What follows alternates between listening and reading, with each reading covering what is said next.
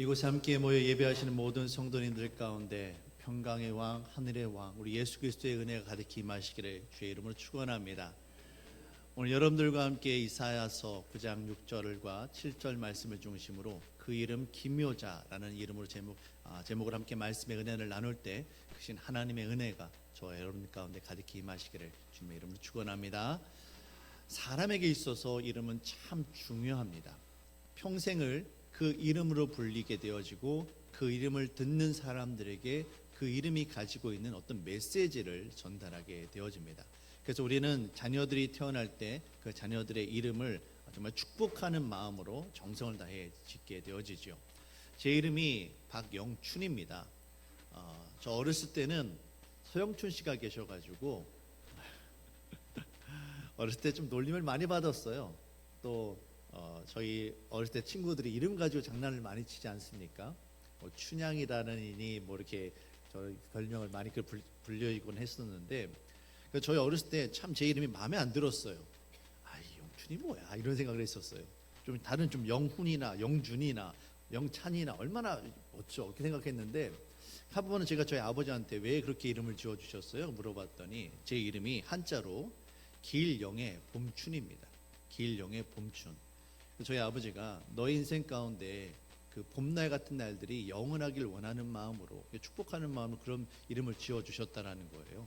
그 이야기를 들으니까 제 이름이 다른 이름처럼 보이더라고요. 좋죠? 예, 제 이름 너무 좋아요. 사람은 그 어떤 이름을 생각할 때 그 이름이 전해주는 이미지가 있습니다. 여러분 우리가 히딩크라는 이름을 떠올리면 당장에 떠오르는 것이 있습니다. 2002년 한일 월드컵이 떠오릅니다. 그 여름에 뜨거웠던 날 온 백성, 온 국민들이 정말 뜨겁게 외치고 함께 울고 함께 웃고 했던 그 시간들, 그 에너지들이 떠오르게 되어지죠. 여러분 박찬호 또 박세리 그 이름을 들을 때 여러분 어떻습니까? 물론 그분들이 스포츠 선수로서 뛰어난 실력을 가진 건 맞아요. 하지만 그 이름들이 특별한 의미가 되는 것은 그들이 활약할 때 우리나라가 IMF로 너무나도 힘든 시간이었지 않습니까? 그 새벽에 그 박찬호 선수의 경기를 보면서 그 강속구를 보면서 가슴이 뻥뻥 뚫리는 것을 경험했고 또 박세리 선수가 그 양말을 벗고 그 해저드에 들어가서 그 어려운 가운데 공을 쳐내는 것을 보면서 우리가 힘들지만 우리도 일어날 수 있다는 희망을 품게 되어지지 않았습니까? 이처럼 이름은 그 이름이 가지고 있는 어떤 이미지, 어떤 히스토리, 그 역사를 통해서 다른 사람들에게 새로운 메시지를 전하게 되어지기 마련입니다. 오늘 우리가 살펴보게 되어지는 이사야서 9장 6절 7절에는 이 땅에 구원자로 오실 아기 예수님의 이름이 소개가 되어지고 있습니다.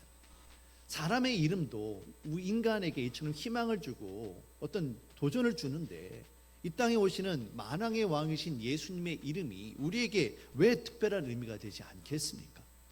오늘 본문 말씀을 보시면 이사야 선지자는 이 땅을 구원할 구원자 곧 아기 예수님의 탄생을 예언하며 그 이름을 이렇게 소개하고 있습니다. 9장 6절 말씀입니다. 제가 읽어드리겠습니다. 이는 한 아기가 우리에게 낳고 한 아들을 우리에게 주신 바 되었는데 그의 어깨에는 정사를 메었고 그의 이름은 기묘자라 모사라 전능하신 하나님이라 영존하시는 아버지라 평강의 왕이라 할 것입니다. 이사야 선지자는 아기 예수님의 이름을 소개하면서 그 이전에 앞서서 하나님께서 우리에게 이제 한 아들을 주셨는데 그 어깨에는 정사를 메었다라고 이야기합니다. 정사라는 말은 왕권을 뜻합니다. 고대 근동에서는 왕이 자신의 왕권을 상징하는 어떤 금사슬 또는 어떤 열쇠 이런 것들을 어깨에다 둘러 메었다라고 합니다. 그래서 예수님께서 정사를 그 어깨에 메었다라는 것은 왕으로서 이 땅 가운데 오시고 하나님의 나라를 선포하시며 우리들을 주의 은혜 가운데 살게 해주신다라는 의미가 여기에 담겨 있습니다. 그런데 어떤 은혜를 우리에게 베풀어 주시느냐, 그 왕이 어떤 통치를 하느냐, 그것이 바로 그 이후에 나오는 그 이름들에 담겨 있는 겁니다. 그 이름이 무엇입니까? 기묘자, 전능하신 모사, 전능하신 하나님, 영존하시는 아버지, 평강의 왕이라는 겁니다. 저는 여러분들과 함께 앞으로 이 5가지 이름을 통해서 이 땅 가운데 왕으로 오시는 예수님께서 우리에게 어떤 은혜를 베풀어 주시는지, 우리가 어떻게 예수님을 받아들이고 예수님을 이해하고 그 은혜를 누리면서 살 수 있을 것인지 함께 살펴보도록 하겠습니다. 오늘은 그 첫 번째 시간으로 그 이름 기묘자입니다. 기묘자. 여러분, 기묘자라는 말이 무슨 뜻일까요? 기묘자는 한자어입니다. 기이하고 묘하다라는 뜻의 기묘자입니다. 그 의미는 놀랍다, 신비롭다, 경이하다, 이해할 수 없다, 이런 의미가 담겨 있습니다. 영어로는 wonderful로 우리가 해석을 할 수가 있습니다. 이사야 선지자는 예수님의 이름을 소개함에 있어서 가장 먼저 기묘자라는 이름을 통해 예수님을 우리가 이해할 수 없음을 먼저 이야기합니다. 그 말은 뭐냐면 우리 인간의 지성과 어떤 이성과 경험을 초월하는 신비로운 존재가 바로 예수님이다라고 이야기를 하고 있는 거예요. 사사기 13장의 말씀을 보시면 삼손의 이야기가 나옵니다. 하나님의 사자가 나타나 삼손이 태어날 것을 이야기하지요. 그리고 이 아이를 앞으로 나실인으로 하나님 앞에 거룩하게 드려진 사람으로 키우라고 당부를 합니다. 오랫동안 아이를 갖지 못했는데, 아이를 갖는 것은 이제 불가능하다고 생각하고 포기했는데, 어느 날 갑자기 나타나서 하나님의 사자가 아이를 낳을 것이다 라고 이야기를 하고 있는 겁니다. 삼손의 아버지 마누아가 자신의 아내로부터 이야기를 듣고 하나님의 사자를 찾아가서 묻습니다. 하나님, 당신이 하시는 말씀이 정말 놀랍습니다. 제 경험으로, 제 이성으로 받아들일 수 없는 일입니다. 하지만 당신의 말씀이 정말 실천되어질 때, 현실이 되어질 때, 제 아들이 정말 태어날 때, 그때서 비로소 제가 당신이 누구인지를 알겠습니다. 당신의 이름이 무엇입니까? 라고 묻습니다. 제가 당신을 어떻게 이해해야겠습니까? 당신을 저에게 설명해 주십시오 라고 묻습니다. 그러자 하나님의 사자가 이렇게 대답을 합니다. 사사기 13장 18절의 말씀입니다. 여호와의 사자가 그에게 이르되 어찌하여 내 이름을 묻느냐? 내 이름은 기묘자라 하니라. 여러분, 기묘자라는 이름의 뜻이 무엇입니까? 놀랍다, 이해할 수 없다라는 거예요. 모세가 하나님 앞에, 하나님, 이스라엘 백성들이 당신의 이름을 부를 때 뭐라고 할까요? 그때 뭐라고 부르십니까? 나는 야훼 여호와다. 나는 스스로 있는 자다라고 말씀하셨던 것처럼 기묘자다라는 말은 네가 나를 이해하려고 하느냐? 이해할 수 없다. 너의 삶 가운데 일어나는 이것들을 어떻게 설명할 수 없고 받아들일 수 없다라는 거예요. 이 기묘자다라는 말을 영어로 표현하면 it is beyond understanding이라는 뜻이 담겨 있습니다. 이해를 넘어섰다라는 거예요. 초월한다는 겁니다. 우리 인간의 이성과 경험을 아무리 총동원한다 할지라도 설명 불가한 존재가 바로 예수님이다. 바로 이 의미가 여기에 담겨 있는 것입니다. 여러분, 예수님은 정말 놀라우신 분이세요. 예수님의 탄생과 예수님의 그 십자가 죽으심과 예수님의 부활, 우리가 어떻게 그것을 이해할 수 있겠습니까? 아무리 뛰어난 신학자, 아무리 뛰어난 목사님이 계시다 할지라도 그것을 인간의 말로 다 설명할 수가 없습니다. 어떻게 처녀의 몸에서, 동정녀인 처녀의 몸에서 아기 예수님께서 성령으로 잉태하실 수 있겠습니까? 어떻게 죽은 지 3일 만에 예수님께서 부활하실 수 있겠느냐라는 거예요. 인간의 이성으로 설명이 안 되는 거예요. 여러분, 그 중에서 예수님의 생애 가운데 가장 말이 안 되는 게 뭔지 아십니까, 여러분? 이 땅 가운데 죽을 수밖에 없는 이 죄인들을, 하나님을 반역하고 하나님을 정말 거스르고 배역하는 그 죄인들을 구원하시기 위해서 하늘 영광 다 버리시고 하나님이신 그분께서 인간의 몸을 입고 이 땅에 찾아오셨다라는 거예요. 그리고 저와 여러분들을 구원하시기 위해서 예수님께서 그 고난과 수욕을 당하시면서 십자가 달려 죽으셨다라는 겁니다. 말이 안 되는 거예요. 어떻게 하나님이 피조물인 인간을 위해서 죽으시냐고요. 저와 여러분들은 정말 하나님께서 행하신 일에 대한 기적의 증인임을 여러분 깨달으시길 바랍니다. 어느 한 사업가가 이런 말을 남겼습니다. 그의 자서전 가운데 기적은 없다, 다만 인간의 생각에 한계가 있을 뿐이다. 여러분들은 이 말을 들으시면 누군가 떠오르시는 분들 계실 수도 있어요. 그는 정말 인간의 한계를 뛰어넘는 노력과 신념으로 기적과도 같은 일을 이루었고요, 한국 경제를 정말 살리는 일에 있어서 가장 앞장섰던 그 사업가입니다. 그분은 인간이 못할 일이 없다, 내가 정말 그 생각에 한계가 있기 때문이지 이 한계를 뛰어넘으면 뭐든 다 할 수 있다라고 이야기를 했던 겁니다. 그런데 이 말을 제가 곰곰이 생각해 봤습니다. 기적은 없다, 다만 인간의 생각에 한계가 있을 뿐이다. 이 말을 뒤집어서 생각을 한다면 인간의 한계를 뛰어넘는 것이 무엇이다라는 거예요? 기적이다라는 겁니다. 그분은 인간의 한계가 생각에 한계가 없다라고 이야기하지만 우리는 압니다. 우리 인간이 아무리 뛰어나도 스스로가 한계가 있음을 우리는 자인할 수밖에 없어요. 우리 인간의 그 한계를 뛰어넘는, 우리가 어떻게 판단할 수 없고 어떻게 이해할 수 없고 어떻게 설명할 수 없는 그것들이 무엇입니까? 그건 우리는 그것을 바로 기적이다라고 부르고 그것을 신비다라고 부르는 겁니다. 바로 우리 인간의 이성을 뛰어넘는 기적과 같은 놀라운 신비로운 일들을 우리들의 삶 가운데 이루시는 분이 누구시다라는 겁니까? 바로 아기 예수님이다. 바로 그 말씀을 이사야 선지자가 우리에게 이야기하고 있는 겁니다. 무엇보다도 더 중요한 것은 아기 예수님, 우리 땅 가운데 오셔서 저와 여러분들을 구원하신 그 예수님의 십자가 보혈로 말미암아 다른 누군가가 아니라 내가 변화되었다는 겁니다. 다른 사람은 아무리 이야기해도, 부모님이 아무리 이야기해도, 다른 누구가 아무리 이야기해도 변화되어지지 않았던 내가 성경 말씀을 통해서 깨달음을 얻게 되어지고 정말 회개하고 변화되어지다 보니까 새로운 피조물로 변화되어지는 겁니다. 이게 말이 안 되는 일이거든요. 고린도후서 5장 17절에서는 우리에게 이렇게 이야기합니다. 그런즉 누구든지 그리스도 안에 있으면 새로운 피조물이라. 이전 것은 지나갔으니 보라 새 것이 되었도다. 사랑하는 성도 여러분, 저와 여러분들이 예수 그리스도 십자가 구원의 은혜로 말미암아 구원받고 새로운 피조물이 되어져서 하나님 나라 백성으로 살아가는 것이 바로 놀라운 기적이며 놀라운 신비임을 여러분 믿으시길 바랍니다. 이 일을 누가 행하셨습니까? 바로 기묘자 우리 예수님께서 행해 주셨다라는 겁니다. 그와 같은 은혜를 날마다 누리며 살아가는 저와 여러분들이 되시기를 주의 이름으로 축원합니다. 자, 그렇다면 우리가 이와 같은 기묘자 그분의 놀라운 일들을 우리가 어떻게 누리며 살아갈 수 있을까요? 오늘 저는 여러분들과 함께 두 가지를 이야기하려고 합니다. 첫 번째는 이 모든 것들이 다 하나님의 은혜임을 깨닫고 그 은혜 앞에 감사하시길 바랍니다. 우리에게 일어난 이 모든 일들이 우리가 어떤 일을 행했기 때문에 또는 우리에게 어떤 자격이 주어졌기 때문에 우리가 누리는 것이 결단코 아닙니다. 무조건적으로 부어지는 하나님의 은혜의 선물이에요. 에베소서 2장 8절 말씀입니다. 너희가 그 은혜에 의하여 믿음으로 말미암아 구원을 받았나니 이것은 너희에게서 난 것이 아니요 하나님의 선물이라. 사도 바울이 하는 이야기가 우리에게 베풀어 주신 모든 은혜 가운데 가장 중요한 것, 바로 구원의 은혜가 있는데 이것이 무엇이다라는 겁니까? 은혜로 주어지는 선물이라는 거예요.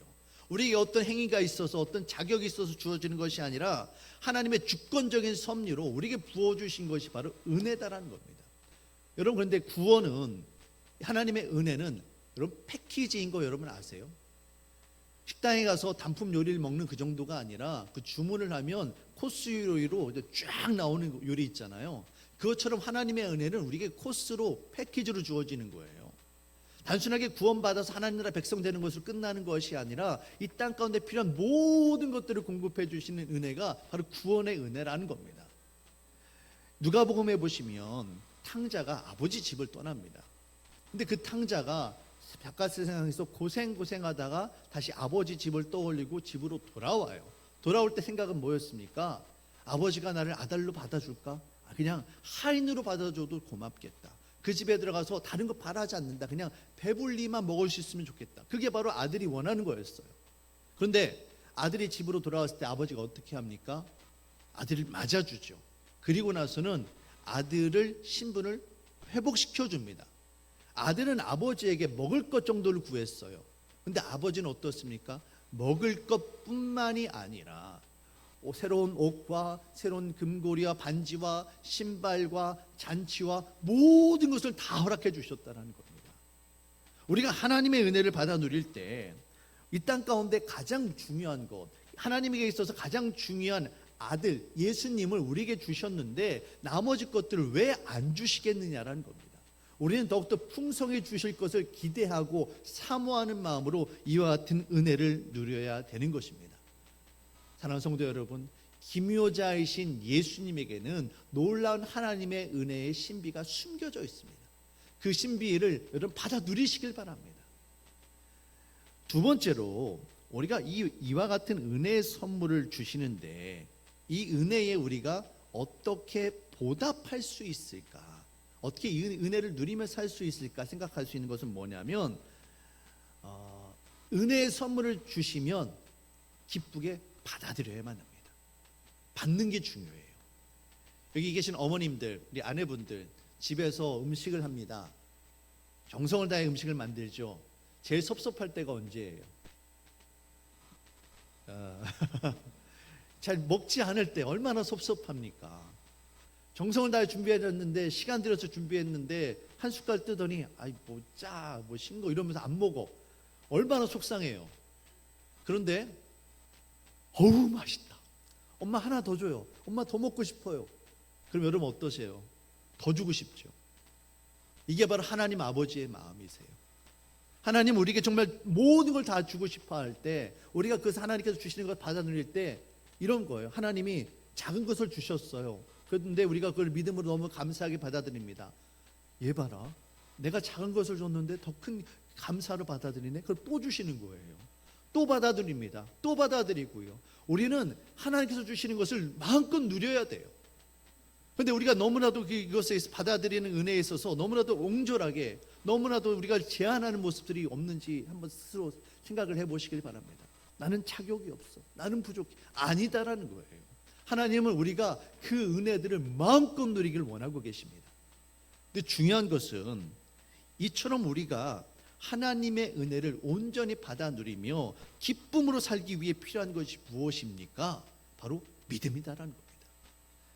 히브리서 11장 1절에서 3절 말씀입니다. 믿음은 바라는 것들의 실상이요 보이지 않는 것들의 증거니 선진들이 이로써 증거를 얻었느니라.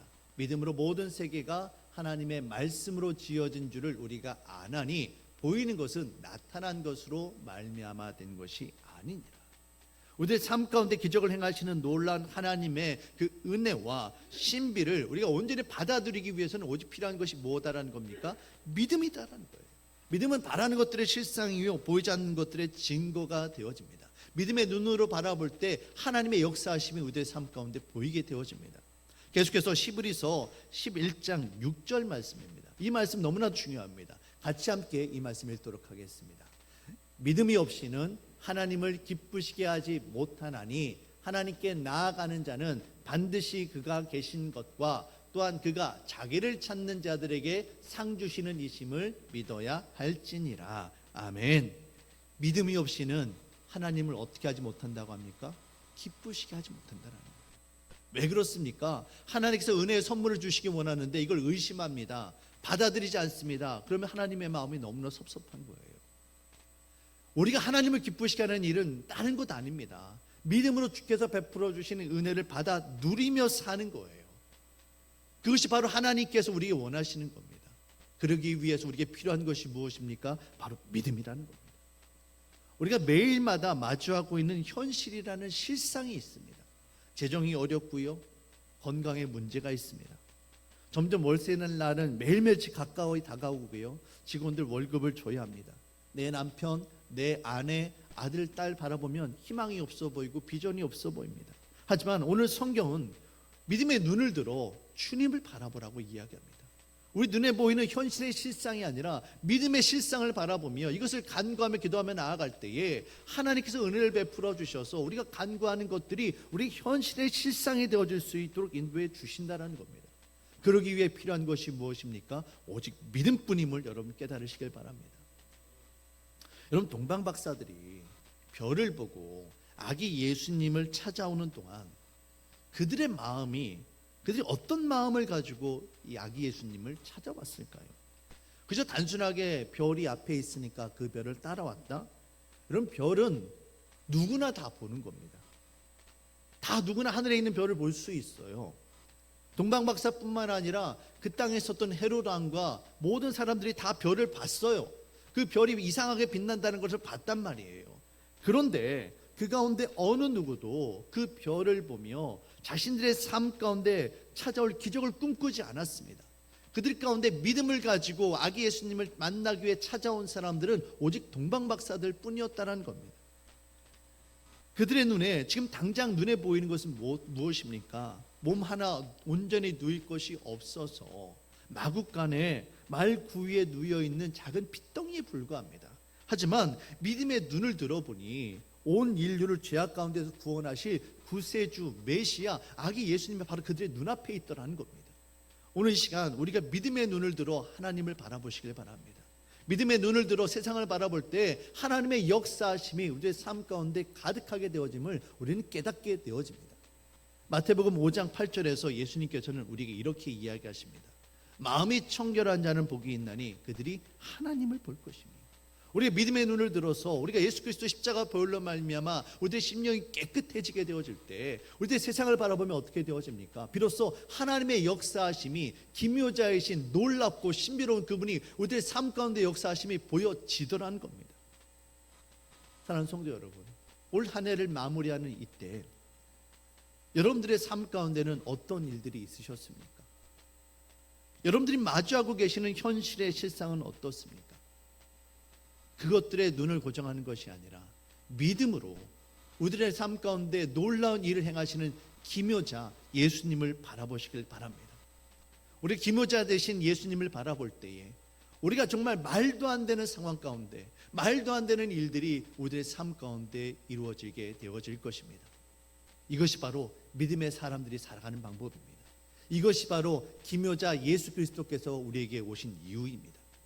우리가 기묘자 되신 예수 그리스도로 말미암아 우리들의 삶 가운데 놀라운 이적과 놀라운 기적과 능력을 행하시는 그 은혜를 날마다 누리며 살아가시기를 주의 이름으로 축원합니다. 기도하겠습니다. 사랑의 주 하나님, 기묘자 예수 그리스도 그 이름이 얼마나 놀랍고 얼마나 신비로운지요, 우리의 이성과 우리의 경험으로 감히 판단할 수 없습니다. 하나님, 우리의 믿음의 연약함을 주님 앞에 고백합니다. 믿음의 눈을 들어 우리들의 삶 가운데 은혜 베풀어 주시는 그 예수님을 바라보게 하여 주시고 믿음으로 온전히 주의 은혜를 누리며 살아갈 수 있도록 주여 인도하여 주시옵소서. 감사드리며 예수님의 이름으로 기도합니다. 아멘. 시간 함께 자리에서 일어나셔서 내게 허락하신 시련을 통해 함께 찬양하시고 축도함으로 예배를 마치도록 하겠습니다.